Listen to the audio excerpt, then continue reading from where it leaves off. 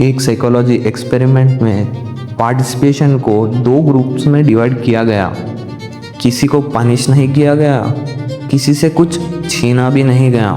सिर्फ एक इंसान को दूसरों से थोड़ा ज़्यादा रिवॉर्ड दे दिया गया और बस इतनी सी बात पूरे रूम का बिहेवियर बदल गया। कुछ पार्टिसिपेशन ने खुद के लिए ज़्यादा रिवार्ड नहीं मांगा, बल्कि उन्होंने कहा उसका भी रिवार्ड कम कर दो। लेकिन सवाल ये है, आखिर कोई इंसान अपना फ़ायदा छोड़कर सिर्फ इसलिए किसी और का नुकसान क्यों चाहेगा? कमेंट में इसका जवाब देना। अगर तुम्हें लगता है इसका जवाब सिर्फ जेलसी है तो तुम सिर्फ आधा सच जानते हो, क्योंकि ह्यूमन बिहेवियर के अंदर एक ऐसा हिडन इमोशन छुपा है जो एडमिनिस्ट्रेटर को कंपटीशन और कंपटीशन को साइलेंट हेटेड में बदल सकता है। और सबसे डिस्टर्बिंग बात, ये इमोशन सिर्फ स्ट्रेंजर्स में नहीं, कभी कभी तुम्हारे सबसे करीबी लोगों के अंदर भी होता है। और वीडियो के एंड तक तुम सिर्फ ये नहीं समझोगे कि कुछ लोग तुम्हें फेल होता क्यों देखना चाहते हैं, बल्कि ये भी समझोगे कि बिना एक वर्ड बोले उन्हें पहचाना कैसा जा सकता है। तो चलिए शुरू करते हैं। Chapter 1, success changes more than your life. एक अजीब सी बात है, जब तुम स्ट्रगल कर रहे होते हो, लोग तुम्हारे साथ खड़े नज़र आते हैं, वो एडवाइस देते हैं, सपोर्ट करते हैं और कभी कभी तुम्हारे सपनों पर तुमसे ज़्यादा यकीन भी दिखाते हैं। लेकिन जैसे ही तुम्हारी लाइफ बदलनी शुरू होती है, वैसे ही कुछ चेहरे भी बदलने लगते हैं।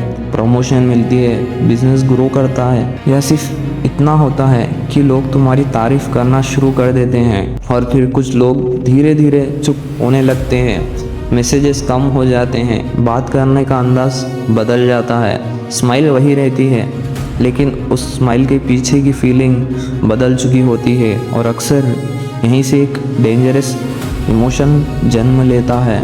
ऐसा इमोशन जो बाहर से कभी दिखाई ही नहीं देता, लेकिन अंदर ही अंदर रिलेशनशिप तोड़ना शुरू कर देता है। उस इमोशन का नाम है envy. Chapter 2, the difference between jealousy and envy. Most लोग जेलसी और एनवी को सेम समझते हैं, लेकिन साइकोलॉजी में दोनों अलग इमोशन हैं। जेलसी तब होती है जब तुम्हें डर होता है कि जो तुम्हारे पास है वो कोई और छीन लेगा।